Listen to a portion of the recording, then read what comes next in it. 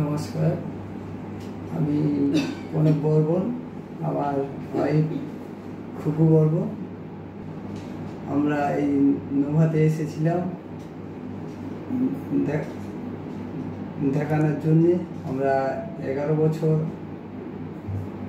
অনেক জায়গায় চেষ্টা করেছি, চিকিৎসা করেছি, কিছুতেই আমরা কিছু করে উঠতে পারি না। তাই এসেছি এখানে নোভাতে প্রীতি মহাপাত্রর চিকিৎসার জন্যে। এখানে আসার পরে আমরা চিকিৎসা চলছিল প্রায় 1 বছরের কাছাকাছি। 1 বছরের কাছে আমরা সাকসেস পেয়েছি।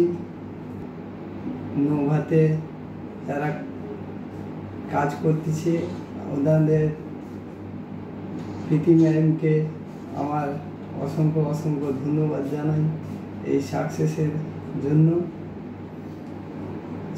সবাইকে অনুরোধ করব এখানে আসার জন্য, আসলে সাকসেস অবশ্যই পেতে পারেন।